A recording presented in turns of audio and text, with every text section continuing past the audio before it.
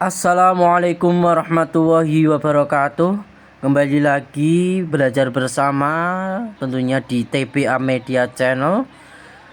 Channel dengan berbagai macam soal-soal untuk mempersiapkan dan untuk kita kaji bersama guna untuk meningkatkan wawasan kita terhadap ilmu agama Islam. Sebelum pelajaran atau soal-soal kita bahas bersama-sama, mari kita bersama-sama mengucapkan atau melafalkan doa terlebih dahulu. Semoga Allah Subhanahu wa taala meridai apa yang kita kerjakan. Mari berdoa bersama-sama. Berdoa dimulai. Raditu billahi robba wa bil islami dina wa bi Muhammadin nabiyya wa rasula. Rabbi zidni ilma warzuqni fahma. Amin ya rabbal alamin. Nomor 1. Sesuatu atau sifat yang ada pada asal yang menjadi landasan atau sebab adanya hukum pada cabang-cabang, atau dengan kata lain suatu sifat yang nyata dan tertentu yang bertalian atau munasabah dengan ada atau tidak ada hukum. Semisal dilarang membaca Al-Quran bagi orang yang haid karena disamakan dengan orang yang junub. Larangan miras karena diharamkannya khamr adalah definisi dari A. Urf, B. Ilat, C. Khuluk, D. Musawi, E. Jali. Manakah jawaban yang paling tepat dari rekan-rekan dari pernyataan di atas? Kita untuk menentukan definisinya apa, mari kita bahas bersama-sama. Ya, jawaban yang paling betul yaitu yang B. Ilat. Ilat sama saja dengan sifat yang ada pada asal yang menjadi landasan atau sebab adanya hukum pada cabang-cabang, atau dengan kata lain sesuatu sifat yang nyata dan tertentu yang bertalian atau munasabah dengan ada atau tidak ada hukum. Semisal dilarang membaca Al-Quran bagi orang yang haid karena disamakan dengan orang junub. Larangan miras karena diharamkannya khamr.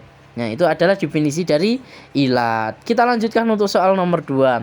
Penyebaran ajaran agama Islam yang berasal dari teori Arab ke Nusantara, diantaranya dengan mendirikan tempat-tempat ibadah seperti masjid dan musola yang digunakan sebagai pusat kegiatan masyarakat dalam upaya memperdalam kajian secara menyeluruh.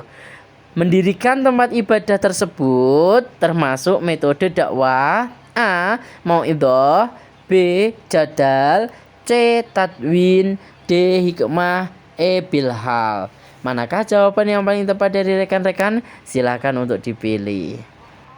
Ya, mari kita bahas bersama-sama jawaban yang paling tepat dari soal nomor 2 ini adalah yang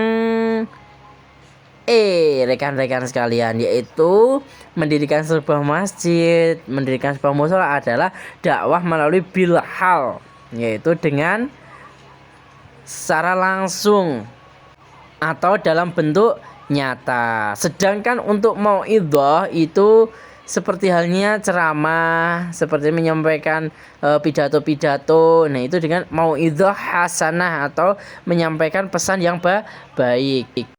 Kemudian yang jadal yaitu dengan cara berdebat untuk menemukan suatu hukum manakah yang paling kuat, bukan untuk saling menjatuhkan sama lain, akan tapi mencari mana yang terbaik. Sedangkan tadwin itu melalui tulisan seperti halnya kreasi dari sebuah batik, nah dan lain sebagainya yang digunakan sebagai media dakwah. Sedangkan bil hikmah yaitu dengan arif atau bijaksana, sehingga dapat dipahami dari pernyataan soal tersebut. Jawaban yang paling tepat adalah yang E, yaitu bilhal atau berbentuk nyata, melaksanakan tindakan secara langsung dan dapat terwujud. Untuk soal nomor 3, metode menghafal untuk memurojaah atau mengulang-ulang bacaan agar tidak hilang dinamakan metode A adalah tahfiz, B. takrir, C. tahsin, D. tajwid, E. CBSA. Manakah jawaban yang paling tepat dari soal singkat berikut? Silakan untuk dipilih dari jawaban yang paling tepat. Saya akan menghitung mundur dari 5, 4, 3, 2, 1. Jawaban yang paling tepat adalah yang B. Takrir adalah metode menghafal untuk memurojaah atau mengulang-ulang bacaan agar tidak hilang. Yaitu dinamakan metode takrir. Sedangkan tahfidz itu mengulang-ulang bacaan yang belum dihafal sebelumnya, sehingga dia mulai atau baru mengenal suatu bacaan untuk diulang pertama kali. Kalau yang takrir itu sudah ada di dalam memorinya, cuma tinggal dia itu mengulang-ulang kembali sehingga hafalannya tidak hilang. Yang C, tahsin, yaitu memperbagus bacaan agar bacaannya itu sesuai dengan huruf atau makharijul hurufnya yang tepat. Tajwid yaitu sesuai dengan hukum bacaan apabila dari setiap huruf itu bertemu dengan huruf-huruf berikutnya. Sedangkan untuk CBSA yaitu cara belajar siswa aktif ini melakukan suatu metode yaitu dengan cara student center learning atau belajar yang bersumber pada siswa, bukan termasuk metode pada yang ditanyakan di nomor 3 ini. Untuk soal nomor 4, seseorang yang saling menjaga dalam sebuah kebaikan, seperti halnya ada seorang yang dari Arab Saudi berkunjung ke Bali, dan di Bali dipertemukan dengan berbagai macam pengunjung dari mancanegara di belahan bumi manapun. Lalu mereka saling menjaga dan berhubungan dengan baik, sebagaimana membangun kebudayaan yang saling menghargai satu sama lain. Jika dimasukkan ke dalam konsep ukhuwah, pernyataan di atas termasuk ukhuwah: A. Islamiyah, B. Wataniyah, C. Insaniyah, D. Rububiyah, E. Ilahiyah. Manakah pernyataan tersebut yang sudah terpaparkan yang jawabannya paling tepat? Silahkan kalian pilih. Kira-kira jawaban mana yang kalian pilih? Semoga jawabannya bisa seperti apa yang ada di jawaban kali ini. Maka bersama-sama kita bahas untuk jawaban soal nomor 4. Jawaban yang paling tepat dari nomor 4 yaitu ukhuwah insaniyah.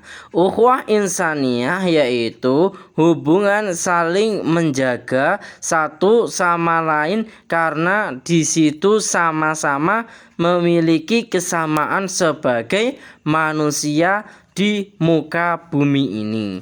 Sedangkan untuk ukhuwah Islamiyah yaitu ukhuwah yang menjaga satu sama lain dikarenakan satu agama, yaitu memiliki kesamaan dalam beragama Islam. Sedangkan konsep watoniyah yaitu satu kesamaan dalam suatu bangsa. Seperti halnya ada contoh ketika ada salah seorang yang sekolah di SMA di Indonesia, misalkan di Jakarta. Di situ ada berbagai orang-orang yang dari suku di Indonesia. Akan tetapi mereka saling menjaga satu sama lain dan memperkuat karena di situ memiliki satu kesamaan, yaitu satu bangsa, yaitu bangsa Indonesia. Sedangkan untuk rububiyah sendiri itu adalah konsep tauhid, bukan konsep ukhuwah. Rububiyah yaitu manusia diperintahkan untuk hanya menyembah kepada Allah. Sedangkan konsep ilahiyah yaitu bahwasanya Allah Subhanahu wa taala adalah satu-satunya Tuhan yang di situ menguasai, merajai alam semesta beserta isinya. Maka itu dinamakan ilahiyah. Untuk soal nomor 5, secara operasional, perbedaan bank konvensional dengan bank syariah adalah sebagai berikut. A. Konvensional berbasis bunga dan syariah berbasis profit. B. Konvensional pendekatan dengan sektor tidak langsung atau tidak real di lapangan dan syariah langsung real di lapangan. C. Konvensional tidak diketahui secara tegas dan syariah diketahui secara tegas, detail, dan jelas. D. Konvensional tidak memiliki dewan penasihat syariah dan syariah terdapat dewan penasihat syariah. E. Konvensional bersandar pada acuan yang ditetapkan Bank Indonesia, dan syariah ditetapkan berdasarkan hukum Al-Quran dan As-Sunnah. Manakah jawaban yang paling tepat dari pernyataan atau perbedaan secara operasional antara bank konvensional dan bank syariah? Silahkan untuk dianalisa terlebih dahulu. Manakah jawaban yang paling tepat? Akan saya hitung mundur mulai dari 5, 4, 3, 2, 1. Jawaban yang paling tepat dari soal nomor 5 adalah yang B. Jadi secara operasional bahwasannya perbedaan antara bank konvensional atau bank umum dengan bank syariah atau bank syariah sesuai dengan aturan hukum agama Islam, yaitu kalau konvensional itu secara operasional pendekatan dengan sektor tidak langsung atau tidak real di lapangan, sedangkan di syariah itu langsung real di lapangan. Berdasarkan pengalaman yang saya alami terkait dengan bank syariah, secara operasional memang lebih mendetail dan real di lapangan. Contohnya ketika saya dulu waktu meminjam uang akan saya gunakan untuk membeli sepeda motor, dari pihak bank itu sudah menyediakan kerjasama dengan dealer yang di situ nanti pihak bank syariah tersebut membeli sepeda motor di dealer yang sudah bekerja sama tersebut, kemudian dijual ke saya. Jadi dari pihak bank itu sudah membeli motor, dan dari pihak bank itu sebagai penjual, dan orang yang ingin membeli motor tersebut sebagai pembeli.